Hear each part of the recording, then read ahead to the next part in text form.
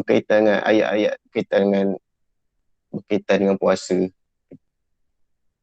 Ayat 182, 183, 84, 85. Kalau kita sempat baca 86 sekali. Kalau tak sempat, kita buat mana yang sempat je. Boleh kita baca tafsir juga. Sebabnya dah ramai dah orang buat apa tazkirah menjelang Ramadan dan seumpama kan, sambutan apa persediaan Ramadan dan seumpamanya. Jadi kita baca tafsir lah. Baca tafsir berkaitan dengan puasa, mengambil berkat Quran bersempena dengan bulan Al-Quran. Mudah-mudahan kita panggil buat sedikit ulang kaji berkaitan dengan ayat-ayat berkaitan tentang puasa, dan juga sedikit apakah yang disebut oleh Allah Subhanahu Wa Taala dalam Quran berkaitan dengan puasa. Jadi saya mula. Bismillahirrahmanirrahim. Alhamdulillah Rabbil Alamin. Wassalatu wassalamu ala Rasulillah wa ala alihi wa sahbihi ajma'in. Rabbi syrah li sadri wa yassir li amri wahlul 'uqdatam min lisani yafqahu qawli. Sama juga kita baca daripada tafsir Ibnu Katsir bagi ayat-ayat yang akan kita bincangkan. Iaitulah firman Allah Subhanahu Wa Taala pada ayat yang ke-183. Ya ayyuhalladzina amanu kutiba alaikumus siyamu kama kutiba alal ladzina min qablikum la'allakum tattaqun ayyaman ma'dudat faman kana minkum maridan aw ala safarin fa'iddatun min ayyamin ukhra وعلى الذين يطيقونه فدية طعام مسكين فمن تطوع خيرا فهو خير له وأن تصوموا خير لكم إن كنتم تعلمون. Wahai orang yang beriman, ayat ini ditujukan kepada orang beriman. Kutiba alaikumusiyam, kutiba diperintahkan ke atas kamu berpuasa, kama sebagaimana diperintahkan, kama kutiba diperintahkan, alal ladina ke atas mereka yang sebelum kamu, min qablikum sebelum kamu, la'allakum tattaqun. Okey, dalam ayat ini yang pertama iaitulah Allah Subhanahu Wa Taala bagi tahu kat kita puasa ni adalah satu ibadah tua.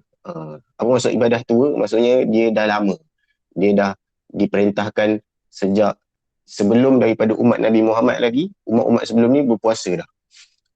Sebab itulah kalau kita, bahkan pada hari ini juga, walaupun dia bukan Muslim, ada sebahagian agama-agama lain mereka juga berpuasa. Nak menunjukkan bahawa puasa ni adalah ibadah tua, ibadah yang lama. Dia adalah satu kaedah penyucian jiwa yang diterima pakai oleh semua orang. Tapi agama datang bagi guideline macam mana nak berpuasa, tata cara dia dan seumpamanya. So kita follow dia, the rule yang agama tetapkan bagaimana kita berpuasa supaya tak sama macam orang lain. Yang pertama. Yang kedua, apabila Allah menyebut tentang siam, maka puasa bagi umat Islam dia menahan diri daripada tiga perkara je, iaitu makan, minum dan juga hubungan suami isteri. Tiga benda ni je yang sepakat. Kalau orang tanya apakah perkara yang membatalkan puasa, sebenarnya yang sepakat, tak ada orang berbeza pendapat, makan, minum, berhubungan suami isteri. Selain daripada itu, semua ada khilaf. Bergaduh lah macam mana pun, memang takkan sudah, sebab akan ada orang kata batal, akan ada orang kata tak batal. Kalau orang yang dalam bidang medik, lagilah banyak benda yang dia benda-benda baru yang ada yang kata batal, ada yang kata tak batal dan sebagainya. Masuk ubat ni batal, masuk ubat ni tak batal. Kumur-kumur batal. Kumur-kumur tak batal. Tapi bila pakai inhaler pula apa tu, yang orang asma lelah tu, yang tu batal pula. Kumur-kumur tak batal. Macam-macam. Yang penting tiga ni confirm batal. Makan, minum, berhubungan suami isteri. Yang lain semua khilaf, iaitu semua kena minta tolong kepada orang yang dipercayai oleh seseorang individu. Contohnya kalau kita percaya kat ustaz tu, kita tanya ustaz tu, so kita boleh follow pandangan ustaz tu. Tapi dengan syarat ustaz tu terpercaya lah. Bukan orang popular kat YouTube. Ini popular ni, pandai ni. Bukan. Maksudnya orang yang memang terpercaya keilmuan dia. Contohnya mufti ke, contohnya ialah orang yang memang diiktiraf keilmuan dia. Okey, itu yang kedua. Yang ketiga, apabila disebut puasa, macam kita sebut tadi, puasa ni maksud dia pada akhir ayat itu, la'allakum tattaqun. So itu adalah maksud. Puasa ni adalah satu ritual saja, tetapi dia ada maksud dia. Walau bagaimanapun, bukan bermaksud kalau kita dah sampai kepada maksud, bukan bermakna kalau kita dah sampai kepada maksud, kita tak payah ambil wasilah perantara. Ada agak kena ambil kat wasilah tu. Wasilah tu adalah satu ketetapan yang telah diwajibkan, kutiba, diperintahkan. Tetapi dia punya goal dia punya matlamat dia ialah takwa tu.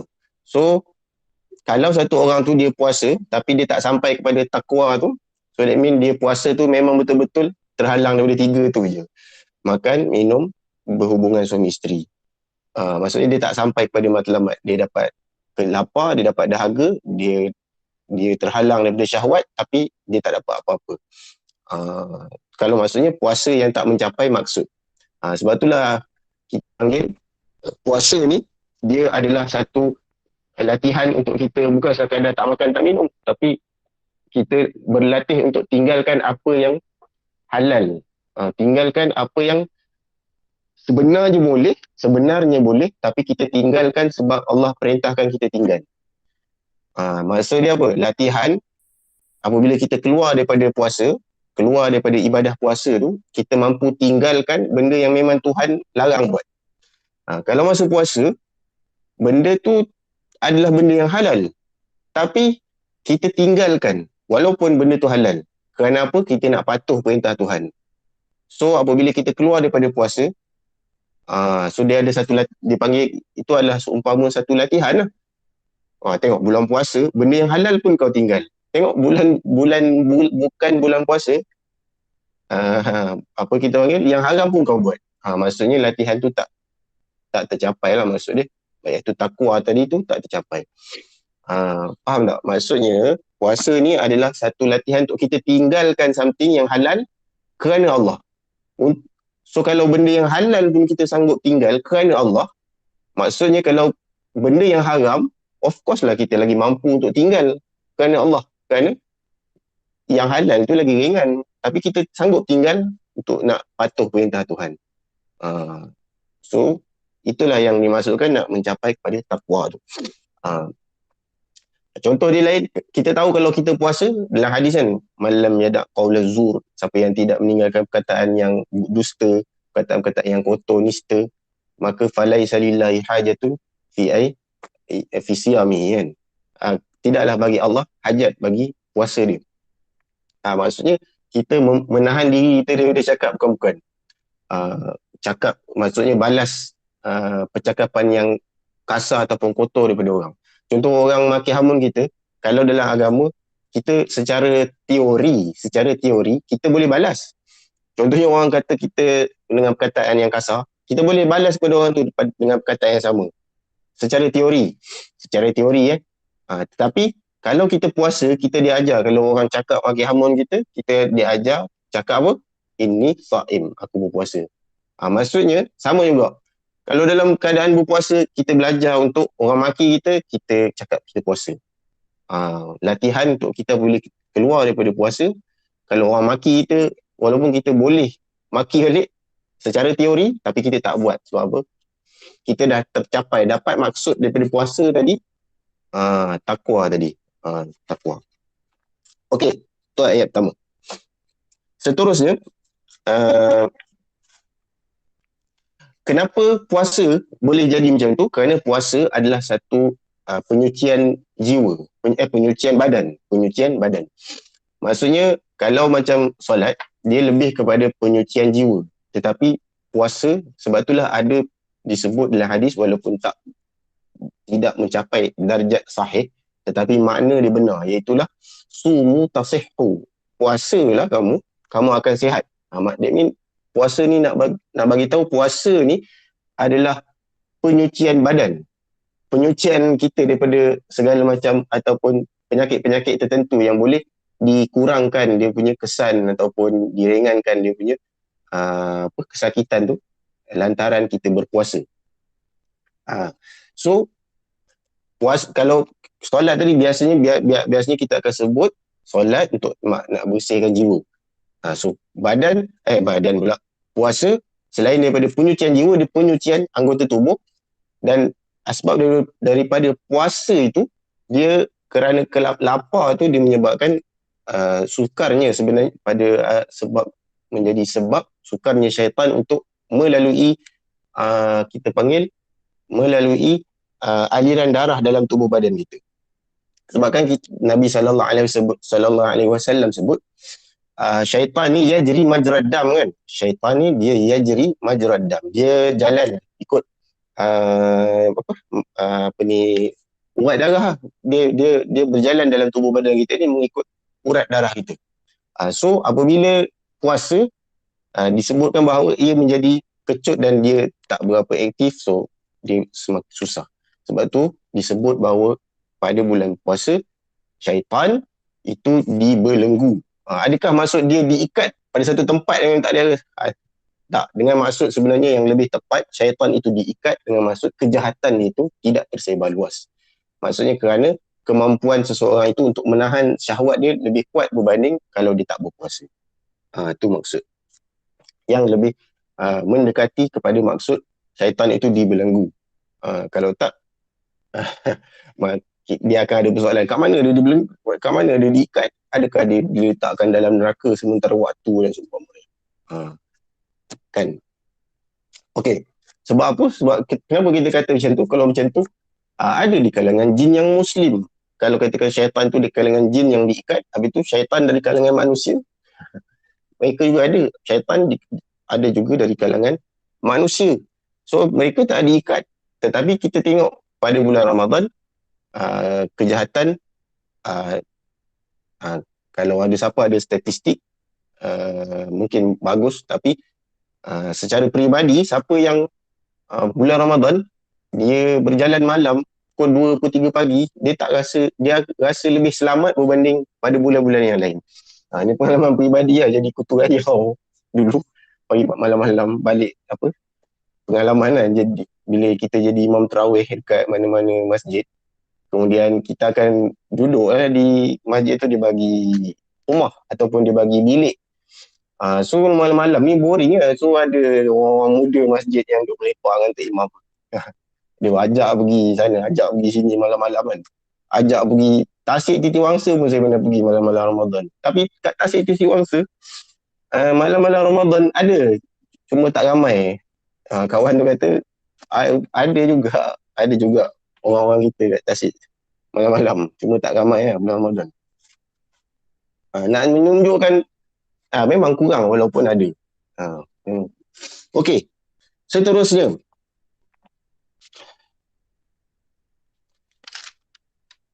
Ayyaman ma'dudat pada ayat yang ke-184. Ayyaman ma'dudat, hari-hari yang telah ditetapkan. Maksudnya puasa adalah hari-hari yang telah ditetapkan tempoh bila mula, bila berakhir.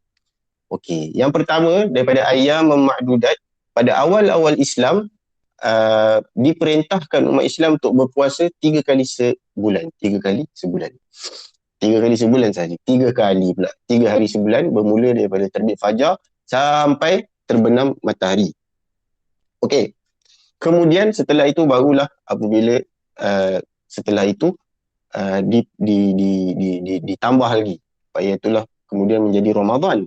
Cuma pada bulan Ramadan kita akan nak jumpa nanti bagaimana puasa itu telah diperintahkan pada bulan Ramadan tapi tak wajib. Maksudnya ada peringkat demi peringkat sebelum dia diwajibkan secara total pada umat Islam. Kita baca nanti sikit-sikit.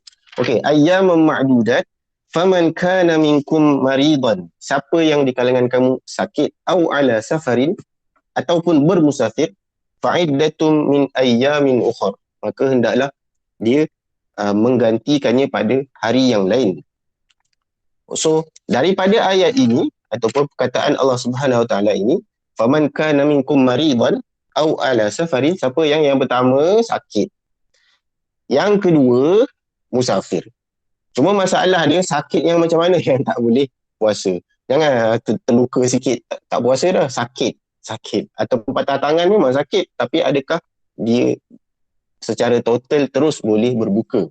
Jadi indikator sakit yang dimaksudkan tak boleh ataupun diharuskan untuk tidak berpuasa itu ialah dia adalah sakit yang kalau dia berpuasa, dia mungkin menyebabkan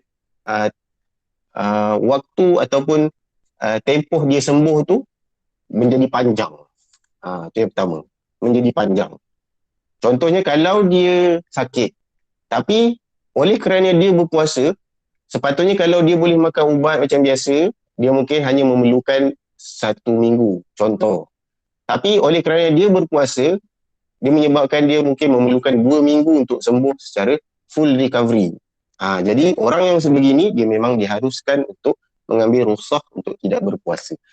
Yang kedua, iaitulah sakit yang akan menyebabkan dia melarat. Kalau dia tak, dia apa kita panggil, dia sakit, kalau dia berpuasa, so dia akan menyebabkan sakit dia bertambah teruk. Sakit dia bertambah teruk ataupun mungkin menyebabkan dia mati. So orang yang sebegini pada asasnya memang tidak menjadi masalah bagi dia untuk meninggalkan puasa Ramadan yang wajib. Okey. Yang kedua, safar, orang yang bermusafir. Nanti kita akan bincang panjang sikit berkaitan dengan orang yang musafir, yang macam mana dia tak, macam mana keadaan musafir yang diharuskan untuk berbuka. Tetapi secara ringkas, kalau kita tengok pada ayat ini secara literal, yang mana dia memang menjadi pegangan, boleh dianggap pegangan yang disepakati, iaitu pada asasnya siapa-siapa musafir, dia boleh untuk meninggalkan puasa Ramadan. Contohnya dia, walaupun dia tak susah, dia naik flight daripada KL balik Kota Baru, naik flight baru 2 sejam lebih kan, naik flight baru sejam lebih, tapi boleh dia berbuka puasa. Dia harus berbuka puasa, cuma kita nak tengok adakah dia berhak ataupun afdal ataupun bagus dia berbuka atau dia bagus untuk dikekal. Tetapi secara asas, walaupun sejam je naik flight balik Kota Baru contoh, dia harus untuk berbuka puasa. Okey, yang kedua. Yang ketiga, bagi orang yang kita panggil sakit yang melarat, iaitu sakit tua yang tidak ada harapan untuk sembuh. Ini adalah firman Allah selepas daripada itu, wa 'alal ladzina yutiqunahu fidyatun ta'amu miskin. Wa 'alal ladzina yutiqunahu fidyatun ta'amu miskin. Iaitulah bagi mereka yang ni yutiqunahu, siapa ada terjemahan Quran, dia akan dapati, saya tak tahu terjemahan Quran, sekejap saya cek apakah terjemahan dalam Quran maksud yutiqunahu. 184.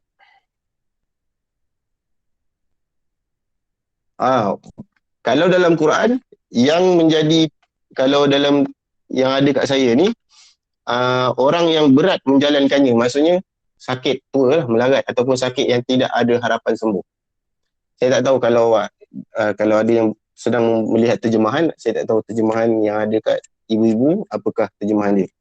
Tapi kalau dari sudut tafsir, dia ada 2 terjemahan di situ. Wa 'alal ladzina yutiqunahu fidyatun ta'amu miskin.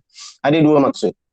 Ada 2 perbezaan pendapat bagi maksud yutiqunahu. Bagi orang yang mampu berpuasa tapi dia tak nak puasa. Itu yang pertama. Maksud yang pertama, wa 'alal ladzina yutiqunahu. Taqah, dia ada kemampuan untuk puasa tapi dia tak nak puasa. Boleh tak? Saya mampu tapi saya tak nak puasa. Yang kedua, sakit yang melarat, orang tua contoh, ataupun tak kisahlah muda ke tua ke, tapi dia sakit yang pada kebiasaannya tidak ada harapan untuk sembuh, kebiasaan. Saya tak tahu adakah kanser dianggap sebagai penyakit yang kebiasaan tak boleh sembuh ataupun tak. Tapi pengalaman saya memang memerikkan orang kanser ni. Apa? Ada keluarga yang kanser kan. Kita panggil memang kena makan ubat lah cerita dia. Kan? Okey. Tu maksud. Ada dua maksud Yang pertama, dia mampu puasa tapi dia tak nak puasa. Yang kedua, maksud dia ialah mereka yang yutawwikunah ataupun yutawwikunah bermaksud mereka yang memang tak mampu berpuasa, berat. Memang tak mampu berpuasa. Tak mampu berpuasa ni adalah tafsiran Ibnu Abbas. Yang keduanya adalah selain daripada Ibnu Abbas. Yang pertama ni adalah selain daripada Ibnu Abbas punya tafsiran. Okey. Bagi tafsiran yang pertama, wa 'alal ladzina yutiqunahu fidyatun ta'amu miskin, siapa yang mampu puasa tapi tak nak puasa, maka hendaklah dia membayar fidyah. Boleh tak? Boleh ke tak kita maksudnya? Wish, boleh lah rupanya kita tak payah puasa, bayar je fidyah kat pejabat agama. Yang pertama. Orang yang mampu tapi dia tak nak puasa. Malaslah puasa. Ini hari penat. Hari ni hari dia periksa lah. So dia tak puasa. So dia bayar fidyah. Okey, itu pandangan pertama. Yang kedua, iaitulah pandangan Ibnu Abbas, iaitulah mereka yang tak mampu berpuasa, maka dia bolehlah untuk membayar fidyah. Iaitulah orang tua atau orang tua yang tidak mampu berpuasa ataupun orang yang mempunyai sakit yang melarat yang tidak ada harapan sembuh. Bagi pandangan yang pertama, orang yang mampu puasa tapi dia tak nak puasa, lalu dia bolehlah membayar fidyah, maka itu adalah satu pandangan yang datang sebelum disyariatkan puasa secara total. Maksud dia, pada awal-awal pensyariatan puasa memang macam tu. Memang macam tu. So puasa ni memang satu ibadah yang berperingkat juga. Dia memang satu ibadah yang agak susah kan. Lagi-lagi bagi orang yang duduk di negara-negara yang panas. Kalau kita, yelah sekarang ni pun dah mendung kan. Tak rasa pun. Lagi-lagi kalau musim hujan, memang tak rasa pun puasa.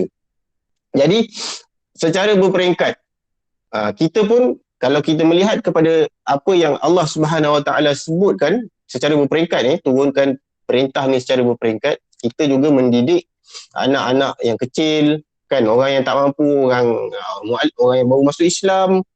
So kita katakan kepada dia ataupun dia tidak ada masalah pada saya lah untuk kita mengajar ni berpuasa secara berperingkat. Baru masuk Islam baru tahun ni masuk Islam, tak pernah puasa lagi, tiba-tiba ataupun baru sebulan masuk Islam, masuk Ramadan. Kacau dia macam mana nak puasa. Macam mana dia nak puasa? Tak mampu dia kan. Nak puasa 30 hari. Tu maksud dia. Okey. Faman tatawwa khairan fahuwa khairul lah. Siapa yang menunaikan puasa maka ia baik. Maka dia adalah baik. Faman tatawwa khairan fahuwa khairul lah. Siapa yang keluarkan fidyah yang lebih. Maksudnya fidyah contohnya sekian-sekian kilo. Tapi dia contohnya 2 kilo fidyah wajib ataupun 1,5 kilo. Tapi dia bayar 3 kilo, dia bayar 5 kilo. Fahuwa khairul lah, maka itu lebih baik. Wa antasumu khairul lakum. Siapa yang berpuasa itu lebih baik bagi dia. Maksudnya orang pada awal pensyariatan, orang yang mampu dia diberi pilihan untuk nak puasa ataupun tidak. Dia diberi pilihan. Dia nak puasa boleh, dia tak puasa pun boleh. Kalau dia tak puasa, dia kena bayar fidyah. Tetapi puasa lebih baik bagi dia kalau dia mampu. Tu pada awal pensyariatan. In kuntum ta'lamun, kalau kamu tahu. Maksudnya, dia adalah kalau seorang tu bersalin di awal Ramadan, kita baca terus masa pun tak banyak kan.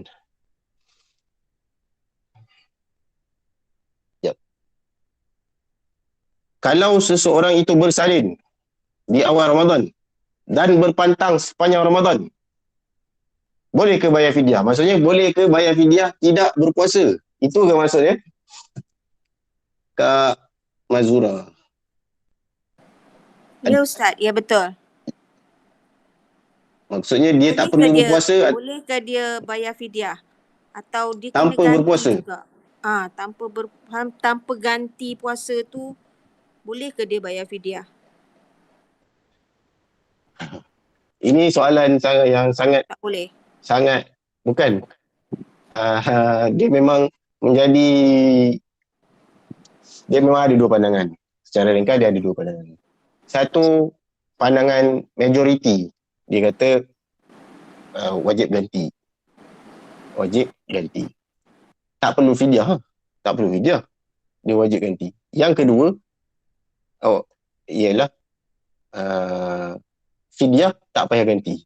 Berbeza gila kan. Yang pertama, baik qada memang tak payah fidyah dan memang qada. Yang kedua, fidyah tak payah. Fidyah tak payah qada. Kerana apa? Berdasarkan tafsiran Ibnu Abbas. Tafsiran Ibnu Abbas yang menurut Ibnu Abbas ayat itu tidak dimansuhkan. Kalau pandangan kan tadi ada dua pandangan. Siapa yang mampu tapi tak nak puasa, dia boleh bayar fidyah. Okey. Ini awal Islam. Kemudian dimansuhkan. Kalau ikut pandangan Ibnu Abbas, dia kata ayat tu tak mansuh. Ayat tu maksud siapa yang tak mampu puasa. Siapa yang tak mampu puasa, kemudian apa dia kita panggil? Siapa yang tak mampu puasa, maka dia bayar fidyah. Bolehlah dia membayar fidyah. So kalau kita tengok pada pandangan Ibnu Abbas yang menyebut hal tersebut, so memang dia tidak diwajibkan mengqada puasa dia, sebaliknya cukup dengan membayar fidyah. Lebih-lebih lagi kalau yang jenis yang apa? Yang setiap tahun dia bersalin. Ada kan, ada di antara orang perempuan yang mungkin ada di sekeliling kita, yang anak ada kereta api kan, berdiri tiap-tiap tahun keluar. Dah bila dah nak qada. Memang tak qada dah. Kerada kat sini. Memang tak qada dah. Memang dia akan bersyukur dan berterima kasih kepada Ibnu Abbas bila dia berjumpa dengan Ibnu Abbas di akhirat pula. Dia kata terima kasih pandangan. Betul tak? Betul tak saya?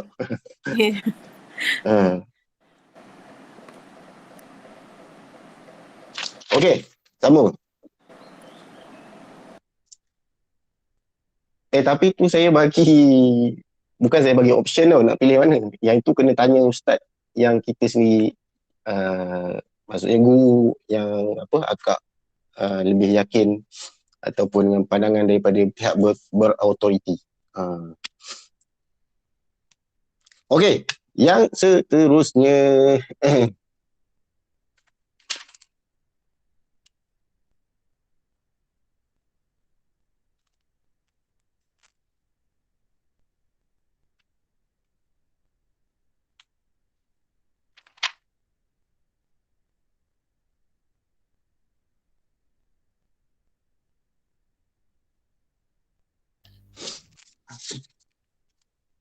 okey, bagi orang yang memang tak mampu nak qada, contoh orang yang sakit, kita panggil sakit yang melarat, yang memang dia tak ada harapan sembuh, ada sakit yang memang dia kena konsum ubat, dia memang kena on ubat dia setiap hari, tak boleh miss. Kalau miss memang dia akan mudarat.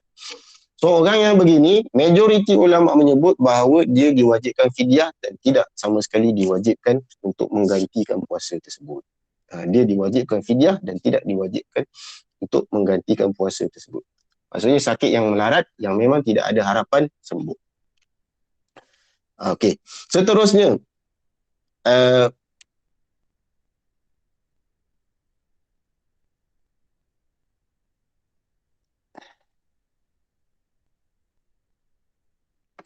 firman Allah seterusnya pada ayat yang ke-185. Sikit lagi nak habis dah. أعوذ بالله من الشيطان الرجيم شهر رمضان الذي أنزل فيه القرآن هدى للناس وبينات من الهدى والفرقان فمن شهد منكم الشهر فليصم ومن كان مريضا أو على سفر فعدة من أيام أخر يريد الله بكم اليسر ولا يريد بكم العسر walitukmilul iddata walitukabbirullaha ala ma hadakum wala'allakum tashkurun. Bulan bulan Ramadan yang diturunkan unzila fihi padanya Al-Quran hudal linnas. Sifat bagi Quran itu hudal linnas, petunjuk bagi manusia, wa bayyinatin minal huda wal furqan, dan dia adalah keterangan daripada petunjuk dan pembeza di antara hak dan batil. Faman syahida minkum syahra falyasum, siapa yang melihat anak bulan maka hendaklah dia berpuasa. Sesiapa yang sakit ataupun bermusafir maka hendaklah dia menggantikan pada hari yang lain. Sesungguhnya Allah berkehendak kepada kamu kemudahan dan tidak berkehendak kepada kamu kesusahan. Dan sempurnakanlah bilangan-bilangan hari dan kemudian bertakbirlah kepada Allah Subhanahu wa taala atas petunjuk yang telah diberikan kepada kamu. Mudah-mudahan kamu bersyukur. Okey. Yang pertama, Al-Quran diturunkan pada bulan Ramadan. Ayat ini menunjukkan bahawa Al-Quran diturunkan pada bulan Ramadan. Yang mana ayat ini memberi isyarat Al-Quran diturunkan secara sekaligus. Walau bagaimanapun di dalam ayat yang lain menyebut Al-Quran diturunkan secara berperingkat. So, kemudian dalam ayat yang lain, ayat Quran diturunkan pada Lailah Mubarakah ataupun Lailah ataupun Malam Al-Qadar. So maksud dia diturunkan secara sekaligus pada bulan Ramadan itu iaitu diturunkan ke Baitul Izzah. Diturunkan secara sekaligus ke Baitul Izzah sebelum dia diwahyukan kepada Nabi sallallahu alaihi wasallam secara berperingkat mengikut waqa'i', mengikut keadaan semasa. Kita tahu bahawa Quran ni dia datang ataupun diturun dalam dua keadaan, iaitulah sababiyah, iaitulah yang mempunyai sebab. Yang kedua ghairah sababiyah, iaitulah yang tidak mempunyai sebab. Maksudnya dia ada ayat yang tak ada sebab nuzul. Jangan pula apa sebab nuzul tak? Ada ayat yang ada sebab nuzul, ada ayat yang tak ada sebab nuzul. So dia diturunkan secara berperingkat, tetapi secara umum majoriti ayat Quran ada sebab nuzul ataupun dia ada isu yang berkaitan sebelum diturunkan ayat tersebut. Okay, itu yang pertama. Yang kedua, iaitulah sifat bagi Al-Quran itu ialah petunjuk. Ini adalah satu pujian bagi Al-Quran dan nak bagi tahu Ramadan ni bulan Al-Quran. Kita semua orang, banyak dah orang sebut, para ulama apabila masuk bulan Ramadan mereka meninggalkan bacaan hadis, mereka meninggalkan itu dan ini, fokus kepada Quran, khatam kepada Quran. Walau bagaimanapun kita kena nak ingatkan, walaupun kita dituntut untuk memperbanyakkan bacaan Al-Quran pada bulan Ramadan, di sana kita tahu bahawa contohnya Al-Imam Nawawi disebut bahawa kita kena tengok keadaan orang. Kalau orang tu dia memang power, dah expert baca Quran, dia dah lancar, maksudnya bukanlah expert, dia dah lancar, so dia boleh banyak memperbanyakkan tilawah. Tapi kalau orang yang masih terkial-kial, baca masih kurang lancar, so jangan baca banyak. Mungkin dia perlu fokus kepada baca sedikit, kemudian dia menghayati bacaan tersebut, dia tengok terjemahan, dia dengar tafsiran kat YouTube contoh, dan seumpamanya. Maksudnya tidak semestinya ulunlah, aku nak ulun satu hari mesti 2 juzuk contoh, terkial-kial, dah benda lain tak ada buat kerja dah.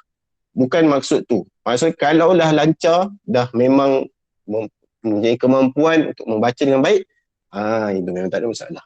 Tapi kalau dia masih belum mempunyai kemampuan yang bagus, adalah lebih baik dia membaca sedikit tapi kemudian dia menghayati bacaan tersebut, melihat pada terjemahan. Kalau memerlukan kepada tafsiran, maka kemudian dia minta tolong kepada orang yang mungkin dia percaya dan seumpamanya. Okey. Hudan linnas, petunjuk bagi manusia. Jadi sifat Quran ni adalah petunjuk. Memang sedih lah kita, so of course lah kita sedih bila kita baca Quran, kita tak dapat petunjuk tu. Kita tak rasa pun kita diberi petunjuk, kita ditunjuk pada jalan yang betul. So that means kita ada something yang kita kena perbaiki diri kita. Saya kena baiki diri kita sebab baca kadang-kadang tak lepas kerongkong. Baca otak tak ke mana kan. Okey. Yang kedua, wabayinat, keterangan yang jelas. Maksudnya Quran, sifat dia adalah memberi keterangan. Dia adalah satu yang menghilangkan kesamaran. Kalau kita baca bertambah sama, maka kita perlu tambah lagi kemampuan kita untuk memahami Al-Quran. So, itulah dia sifat Al-Quran. Iaitulah dia petunjuk, dia adalah keterangan, dia membezakan di antara hak dan batil. Okey, seterusnya. Faman syahida minkumus syahra falyasum. Mereka yang melihat anak bulan. Maksudnya, mereka yang mendapati, berjumpa dengan bulan Ramadan, hendaklah dia berpuasa. So, inilah kewajipan, inilah ayat yang menjadi dalil kepada kewajiban puasa Ramadan bagi semua orang kecuali mereka yang tidak mampu untuk berpuasa. Kalau ayat yang sebelum ni tadi kita dah baca bahawa di sana adanya pendapat mengatakan ataupun adanya ayat yang mengatakan orang yang mampu berpuasa tapi dia tidak berpuasa, dia boleh untuk tidak berpuasa dan dia gantikan dengan bayaran fidyah. Jadi ayat ini memansuhkan pandangan ataupun memansuhkan ayat yang sebelum itu. So ayat itu ni adalah kategori ayat yang telah dimansuhkan hukum tetapi tidak dimansuhkan bacaan. Bacaan tu kekal tetapi hukum je mansuh. Ada ayat yang hukum kekal, bacaan dimansuhkan. Contohnya berkaitan dengan jumlah rada'at, jumlah susuan bagi seseorang itu untuk boleh menyusu, boleh menjadi anak susuan. Pada asalnya 10 kali susuan baru menjadi atau anak susuan dan ia ada di dalam Al-Quran. Lalu kemudian dimansuhkan ayat tersebut, bacaan dan juga hukum. Hukum pun mansuh, bacaan pun mansuh. Ada yang hukum dia kekal, bacaan dia mansuh. Contohnya, orang yang berzina sedang dia telah berkahwin, maka dia dikenakan rejam. So ayat itu hukum dia kekal, ayat dia mansuh. Dia ada 3 kategori. Okey, seterusnya. Siapa yang berjumpa dengan bulan ni maka dia diwajibkan berpuasa. Kecuali mereka-mereka yang dikecualikan oleh ayat ni, iaitu yang pertama orang yang tak mampu, yang kedua orang yang sakit, yang ketiga orang yang bermusafir. Maka dia diharuskan untuk tidak berpuasa. Yuridullahu bikumul yus wala yuridu bikumul usr. Iaitulah Allah nakkan, Allah apabila menurunkan sesuatu hukum, sesuatu syariat, dia adalah bertujuan untuk nak bagi ringan kepada hamba dia, bukan nak menyebabkan hamba dia tersepit susah. So bertepatan, Allah sebut Allah nak kemudahan tu sebelum dia cerita tentang orang yang sakit, orang yang musafir, semua diharuskan untuk meninggalkan puasa dan menggantikan pada hari yang lain. So dia bertepatan, kemudian Allah bagi tahu dia adalah satu kemudahan, satu rukhsah yang Allah bagi kepada hamba-hamba dia yang tidak mempunyai kemampuan pada ketika Ramadan. Boleh digantikan pada bulan yang lain.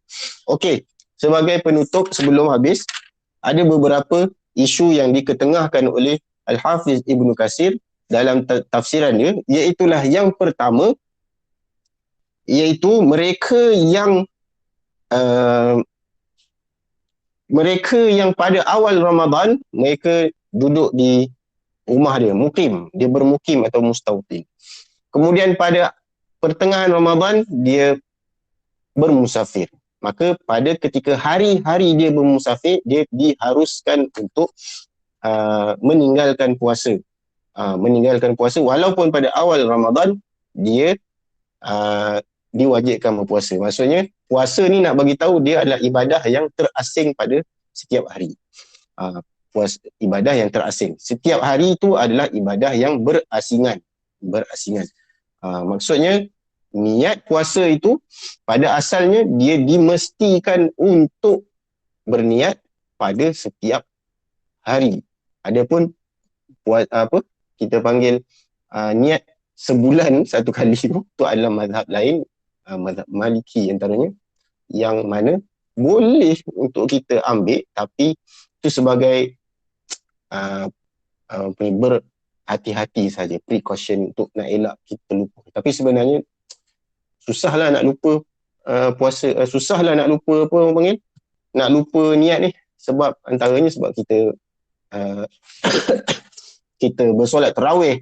Bila kita solat tarawih, maksudnya kita telah kita tahu esok kita puasa. Okey. Seterusnya yang kedua, hukum orang yang bermusafir, adakah dia diwajibkan ataupun hanya diharuskan untuk berbuka puasa?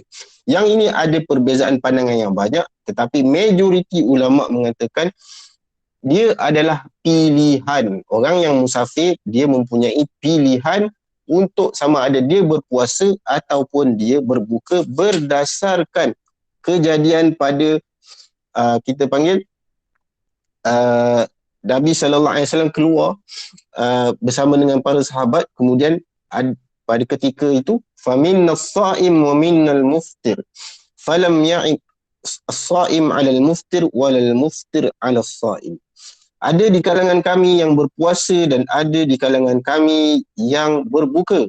Tidaklah orang yang berpuasa mengaibkan ataupun memperlecehkan orang yang berbuka, tidak juga orang yang berbuka memperlecehkan orang yang berpuasa. Maksudnya pilihan.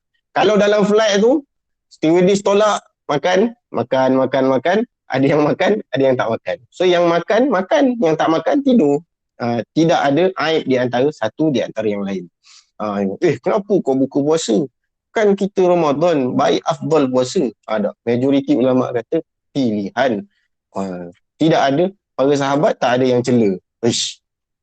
Berbuka, lembek, lemah kan.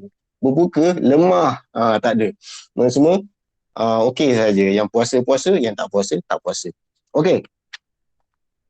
Yang kedua, pandangan yang lain mengatakan bahawa ataupun dalam mazhab Syafi'i, afdal berpuasa. Afdal untuk seseorang itu berpuasa. Maksudnya kalau lagi-lagi kalau tak ada apa-apa kesusahan, maka diafdalkan, digalakkan untuk berpuasa. Pandangan yang lain pula mengatakan dia melihat kepada situasi. Kalau satu orang itu dia musafir, kemudian dia letih gila, sampai tak larat nak bangkit, jalan pun terhoyong hayang, maka ketika itu dia afdalnya ialah berbuka. Bahkan Nabi SAW dia nampak ada satu orang tu, dia sampai dah berteduh, dia tak larat gila, mulut dah kering, bibir dah pecah seumpamanya, memang dah macam orang nak mati. Kemudian Nabi SAW sebut, laisa minal birri as-siyamu fis safar. Tidak ada bahagian daripada kebaikan mereka yang berpuasa ketika musafir. Maksudnya hadis tu ada sebab kenapa Nabi sebut, iaitulah dia nampak ada orang lelaki yang memang dah tak larat sungguh dah, tapi tak nak berbuka. Maka Nabi kata tak ada kebaikan. Sebab apa? Sebab dia diharuskan untuk berbuka, kemudian dia tak buka walaupun dia dah tak larat. Okey, seterusnya. Dan yang terakhir, iaitulah kita panggil firman Allah, walitukmilul iddata walitukabbirullaha ala ma hadakum wala'allakum tashkurun. Untuk kamu menyempurnakan bilangan hari-hari yang diwajibkan untuk kamu puasa itu, dan setelah sempurna, walitukabbirullah, hendaklah kamu bertakbir kepada Allah, memuji Allah, mengingati Allah hasil setelah kamu selesai menunaikan ibadah. Apakah isyarat daripada ayat ni? Nak bagi tahu bahawa ibadah ni, kalau kita tengok ayat tu berakhir dengan la'allakum tashkurun. Walitukabbirullah ala ma hadakum wa la'allakum tashkurun. Maksud dia, maksud daripada kita dapat tunai ibadat, kalau tadi tujuan kita buat ibadat untuk kita takwa, tapi ibadat itu sendiri adalah nikmat yang wajib disyukuri. Maksud dia, kita apabila kita dapat buat ibadat, sebenarnya ibadat tu adalah nikmat. Kita buat ibadat untuk kita bersyukur kepada Allah. Dalam masa yang sama, ibadat itu sendiri adalah nikmat yang wajib disyukuri. Sebab itulah Allah sebut dalam ayat ni, kalau kamu dah selesai Ramadan, bertakbir, memuji Allah, bersyukur pada Allah kerana kamu telah berjaya diberi nikmat. Kerana kamu telah berjaya menyelesaikan ibadat, yang mana ibadat itu sendiri adalah nikmat. Bayangkan kalau satu orang tu dia dihalang ataupun dia disusahkan untuk dia sujud pada Allah. Kan rasa berat nak solat. Bukankah itu adalah satu bala ataupun satu kita panggil hukuman daripada Allah? Maksud nak kata ibadat tu adalah nikmat. Ibadat adalah nikmat yang terbesar, yang tidak ada tolok ganti dia, melainkan kita apabila Allah bagi taufik kepada kita untuk buat ibadat tersebut. Wallahu ta'ala a'lam. 185. Cukuplah setakat tu kita punya perkongsian pada petang ini berkaitan dengan ayat-ayat yang berkaitan dengan puasa. Kalau ada apa-apa sharing mungkin boleh je kita sama-sama sharing, insyaAllah. Ustaz nak tanya apa yang bayar fidyah kalau sakit tu kan? Dia bayar one off ke macam every year? Kan kalau takkan macam bayar fidyah yang macam tak ganti nanti kena darab berapa tahun kan? Kalau fidyah sakit tu? Tak kena. Dia bayar one off. One off. 1 tahun 1 kali. Maksudnya dia memang tiap-tiap tahun. Contohnya dia hidup dalam keadaan sakit tu 3 tahun. So bayar 3 apa? Itulah every tak perlu didarab.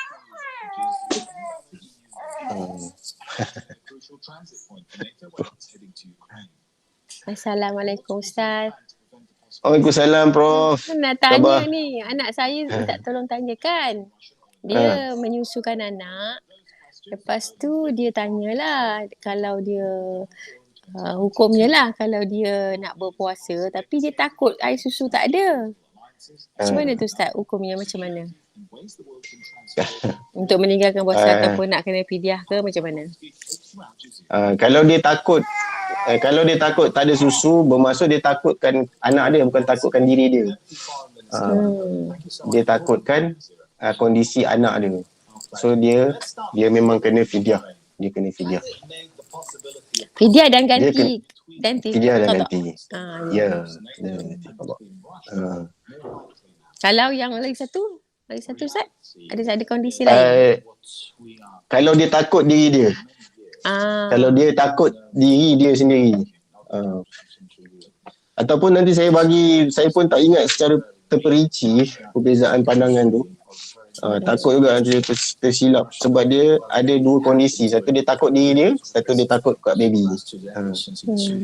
Tapi yang paling ringan pada saya secara pribadi, dia hanya diwajibkan qada, tidak diwajibkan fidyah. Dalam apa keadaan? Diwajibkan qada ya? Tidak diwajibkan qada, tidak diwajibkan fidyah dalam mana-mana keadaan. Dalam mana-mana keadaan. Itu pandangan peribadi saya.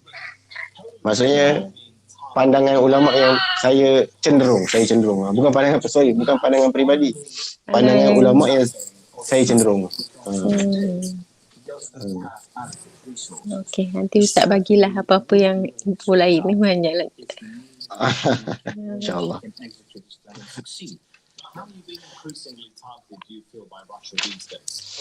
kasih Ustaz ya. Oi, sama Prof. Sihat Ustaz ya? Dengar macam sesama tu. Sama, teruk ya. Bila balik daripada umrah bila? Ahad. Seminggu lah. Dah 5 hari. Macam tu lah. Teruk ya. Tapi kat sana okey. Kat sana okey. Tapi memang satu bas tu kalau ikutkan tengok dalam grup tu kita orang ada 50, lebih daripada 20 orang yang positif. Oh, Masya Allah. Tapi hari ni dah start lah, siapa balik tak payah kuarantin kan? Ya.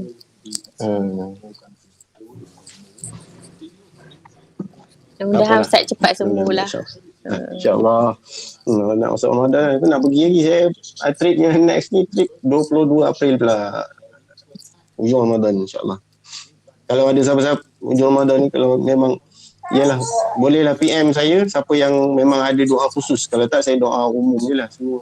Tapi kalau ada siapa yang ada doa khusus yang berhajat untuk saya tu, berusaha lah insyaAllah. Boleh Ustaz. Terima kasih. Jangan, Ustaz ambil apa-apa ubat ke untuk sakit tu? Sesama tak saja, apa. batuk tak ada ya? Batuk teruk tak adalah, sesama saja. Sesama je hidung berair. Ada orang bagi apa tahu ubat homeopati tak apa dah. Okey kat, bahkan hilang lah. Lepas tu pagi-pagi lah selalu teruk sikit.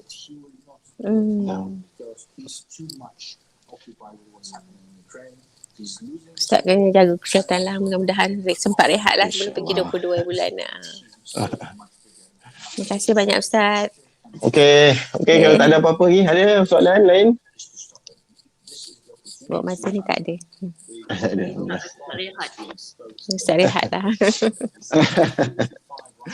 Okey kalau boleh tak salah.